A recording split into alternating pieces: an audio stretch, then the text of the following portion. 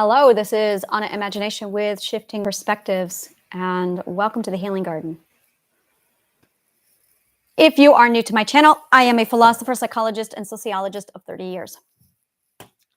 I just presented I think this is the 5th video, of my ball of yarn that's been tangled up. So I spent the last 4 videos ripping and pulling apart and untangling this mass of thread. And data analysis is the last bit of this I'm going to be ripping apart. I just explored the third perspective, and now I am analyzing problem solving versus story sickness, which I covered in the first video. This is bringing it all back together again under how to take the data analysis and fix your problems with it. And here it is. I am not going to recap. I'm going to recommend you watch the other 5 videos because you need all 5 parts for this to make sense. And I'm not going to spend 30 minutes recapping. So here's the deal.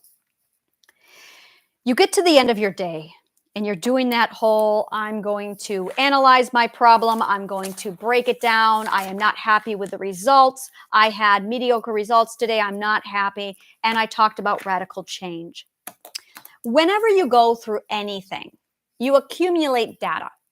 Now, what you decide to do with the data really is the make or break of a situation.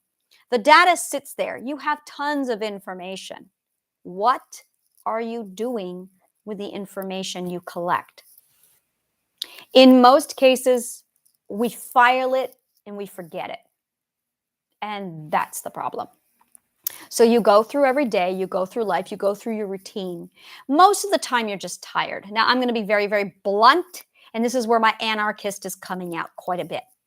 This is done to us by society because our government purposely runs us into the ground and exhausts us with this 9-to-5 concept of slavery. We are so exhausted and so tired from just trying to survive that we have no brain power left to think. We are too tired to think. Because we are too tired to think, we don't question. We just go through the motions. So we lay down in bed at night, we think about all of our problems, and we go to bed with a very disgruntled inability to sleep because we're bothered about the whole process. And then we wake up the next morning and we go through routine because we have to pay bills. We go through the same day. We are crammed with so much activity from our day job that we have zero time to think about that problem that we were thinking about when we went to bed last night. You remember the one? The one that kept you up until 2 a.m.? The one that you're going to think about tonight that you never do anything about because you're too tired? That one.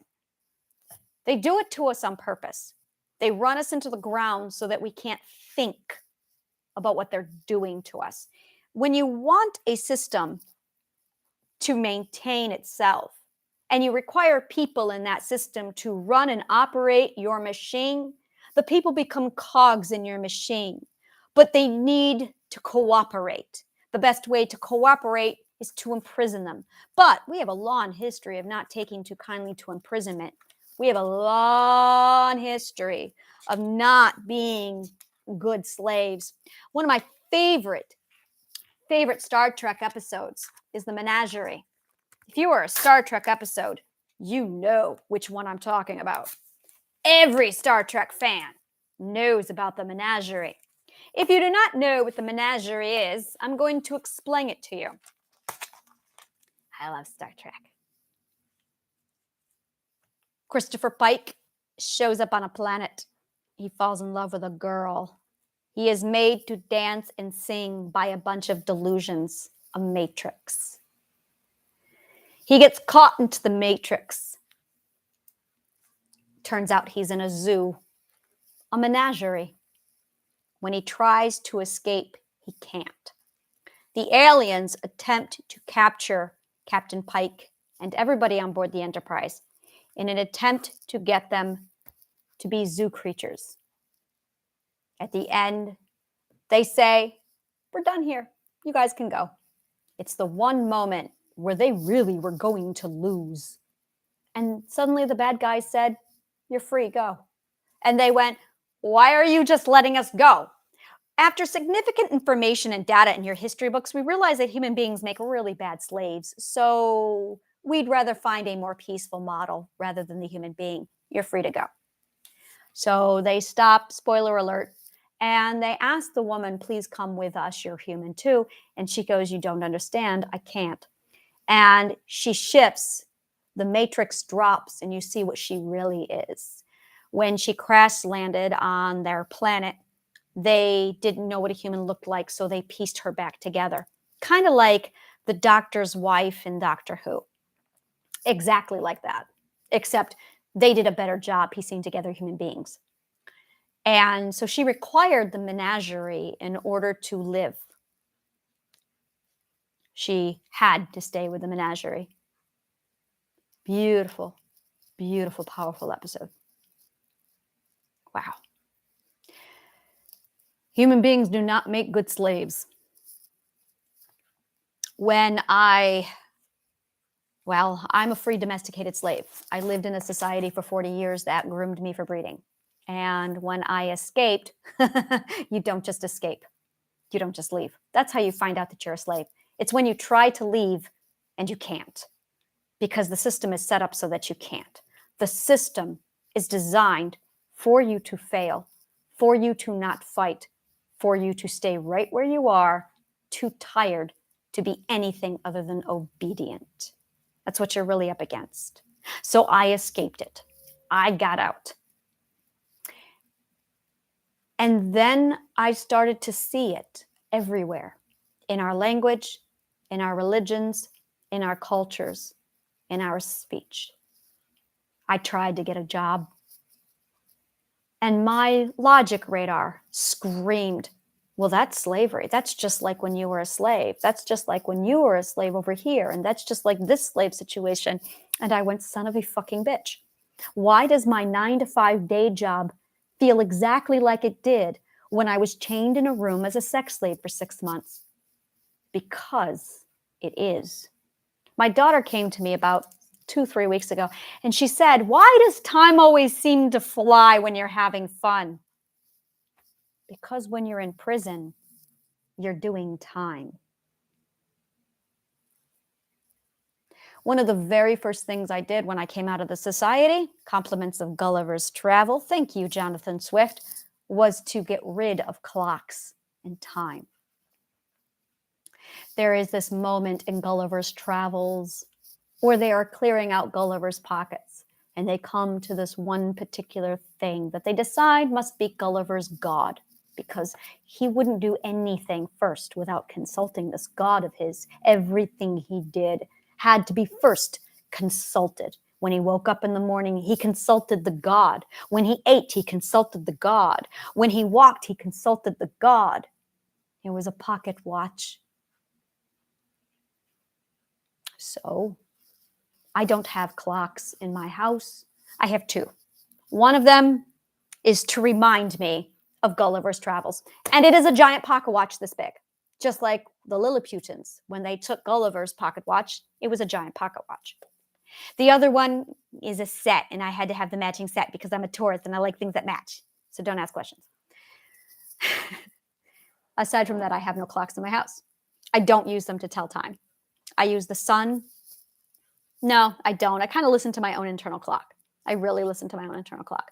There was one camping trip I went on where while I was camping, it was 3 days, the very first 3 days of my life that I lived without a single clock. When the sun rose, I got up.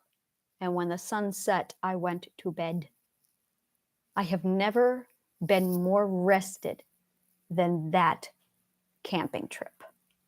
It was as if that is how it was supposed to be, according to nature. It was really amazing to feel time experienced like that. And I have not been able to feel it since, until I got out of the system. So when I say to you things like data analysis applied to your problems, what I am really referring to is accumulating all of the data that you have in your day and prioritizing it. Really, that's the problem. People are not prioritizing their mental health. People are not prioritizing their freedom. People are prioritizing their survival. And people don't know how. God, I love breaking down society. It's like one of my favorite hobbies. People are prioritizing their children. Kind of. That is really where the incentive lies. Do you want your children to grow up the way you are? That was my turning point for me. That was really my turning point. It was the moment that I realized I had been groomed into a breeding housewife. And I would be fucking damned if that would ever be the fate of my children. It was that moment that I realized I wasn't free to live my life according to my wishes and my dreams. And I will be fucking damned if that happens to my children. So I escaped the system because I wanted my children to get the fuck away from that kind of a life. I grew up hearing my father, fourth perspective, capitalist Republican Trump supporter, say, life is all about paying taxes and you die. So I have hippie power, where I went, fuck that shit. And to be honest with you, that was the line that really, God, I remember him saying that to me when I was 2 years old. And that was all the incentive I needed to go, well, fuck that shit. I'm not going into your box. And he was like, get in the box. And I'm like, no, I don't want to pay taxes and die. This is the conversation I had with my father. I remember this argument. You have to conform. I refuse. It was like this massive, like, no, I don't want to pay taxes and die. I see how miserable you are every day. Why would I want that for me? It was really the moment that broke me, that just said, not doing it. I can see how fucking miserable you are. Why would I join your rat race? It doesn't look fun. It doesn't sound fun. You're talking about paying taxes and dying. Why would I want that for me? So I just refused from day one. I never got in the box. Oh, I got beaten for it, but I never got in the box. I still didn't get away. I just lived as this really weird power hippie, completely free of the box. Inside the box will they beat me for not conforming to the box. A logical insanity. When I quit my job a year ago and I started to really sit down and rest, I slept for 3 months. I did. I slept for 3 months. And then I started to think, because I could.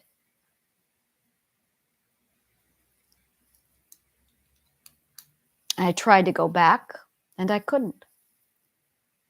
I know what slavery feels like. I know what slavery feels like. So when I went to a day job, I'm going to tell you, it's the same thing. It's the same feeling. Do you want that for your children? Because I sure as fuck don't. My son wants to be a video game designer. And if he changes his mind, he can. He's not required to go to college. He can do whatever the fuck he wants. He's happy. My daughter wants to be a painter, and I don't give a fuck if she sells a single painting. She just wants to paint. So I do everything that I can do to say, dream. I was not able to extract my oldest daughter from the system. She has Stockholm Syndrome, psychological entrapment. She lives with a grandiose narcissist, and she doesn't talk to me because I'm a vegetarian and a hippie. And she thinks this is evil. I can't get to her. I tell her I love her every day. Now, it was my children that were really the breaking point for me. It was that moment that I said, oh, fuck no. It was actually my oldest daughter, losing my oldest daughter to the system, watching her throw away her identity to fear that she prioritized. And that was really it. She prioritized fear and approval above all else. And that was the moment I said, I have 2 other children, and apparently I need to get them the fuck out of here. And I did. It was instantaneous.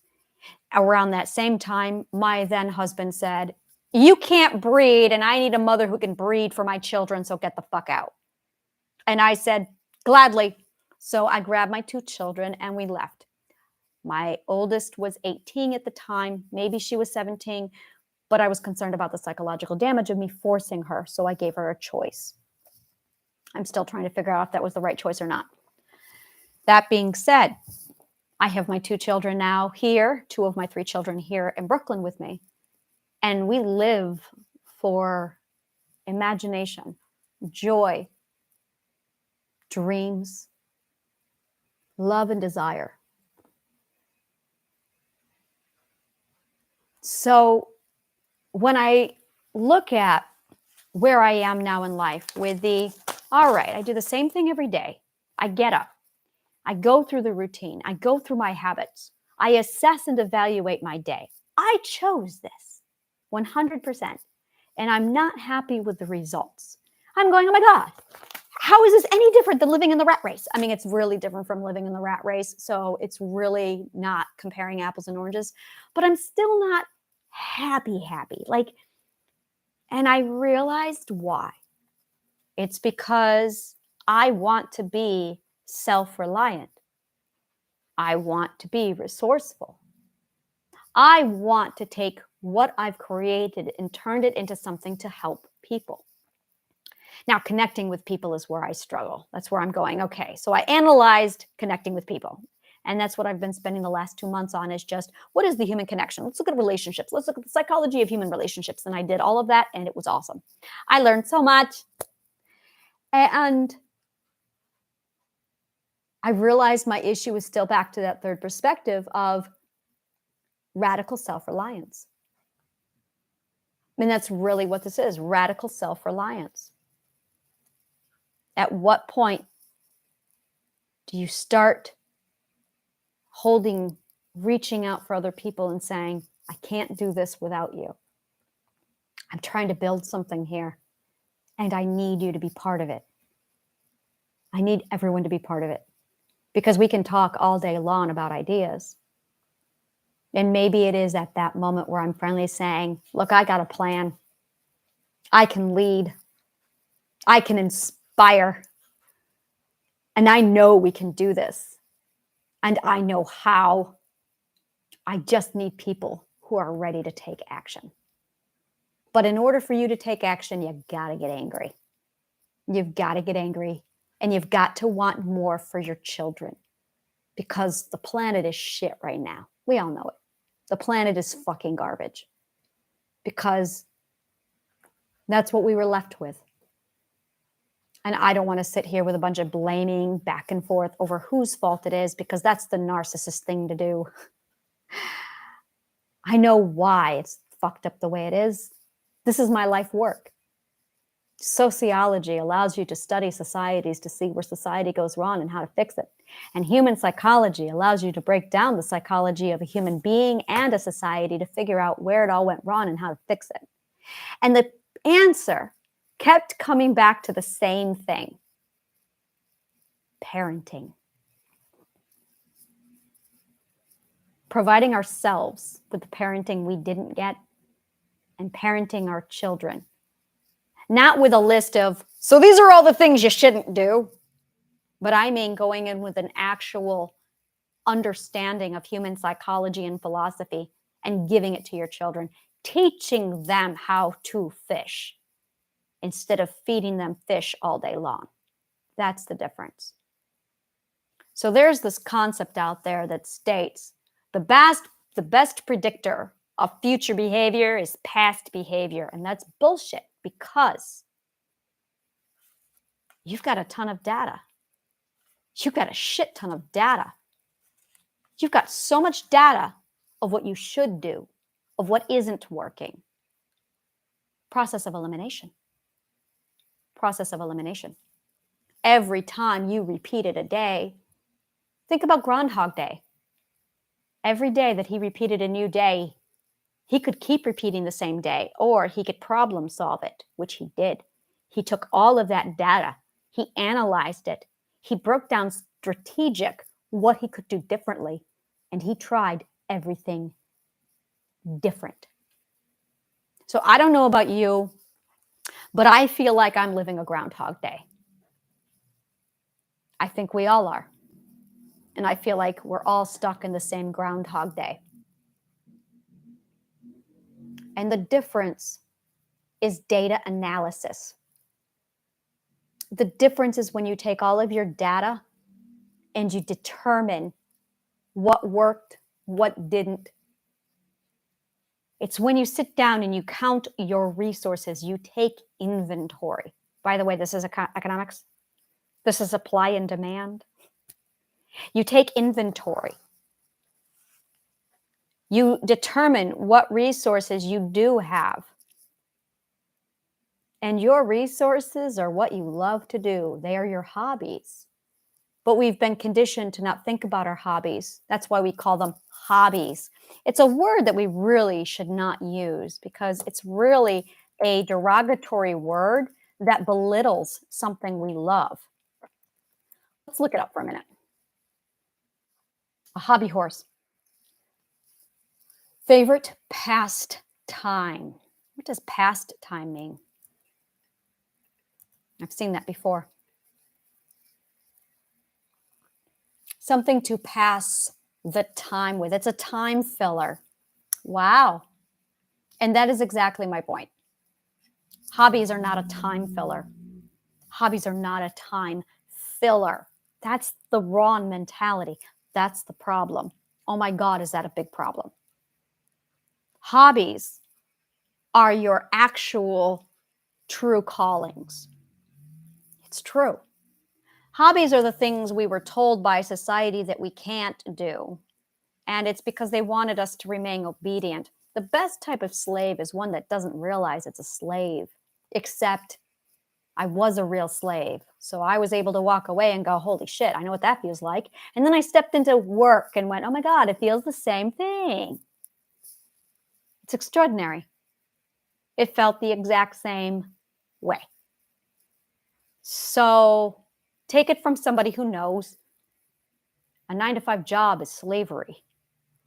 Having to answer to a spouse about where you were or where you're going is slavery. I had 2 husbands and 2 owners. No difference. I had 4 owners. I was afraid of all 4 of them, not equally. I was more afraid of my husbands than the other owners. I was fucking terrified of my husbands. Fear is terrorism, domestic terrorism. And when you are afraid to make a movement or a choice for consequence, you're not free. The menagerie. When all the pieces start coming together and you shift your priority to survival, shrinking yourself to avoid consequence, consequential living. When you get away from all of that and you start to prioritize freedom, your children's freedom, your mental health, the game changes. And the best part is because you've shifted your priority, you have removed the power from fear because you have shifted the value. So technically, when you prioritize survival, you value fear. You value your safety. You know, that's the difference between me and a lot of people is I prioritized my freedom more than my safety. That really is it. I was in danger no matter what. I was in danger if I obeyed, and I was in danger if I didn't. I was in danger. So actually, and this is the delusion, freedom is the safest solution. Because with freedom, you are 100% safe. But you got to make it a priority. So if you really value your safety, freedom. Freedom of fear. Freedom of being yourself. Freedom of dreaming. Freedom to change. Freedom to want something different. You've got all the data. You go through it every single day, and you accumulate days and weeks and months of data. This is all the behavior you've done, and this is the result that gets you. What isn't working? Because if you're doing the same routine every day and you're getting the same result, one can conclude that this behavior is going to get you this result. So if you desire this result, count your resources and look at the radical difference, radical change. Trial and error your idea. And then collect new data. And then do it again. But it's the difference between talking about it and actually doing. And to do it, you need to get angry. If you love shit like this, like, subscribe, follow, comment below. Let me know what part of the show resonates with you. And this is a fraction of triadic healing. If you want to know more about triadic healing, click on the link below and contact me. Thank you so much. May the kindest of words always find you.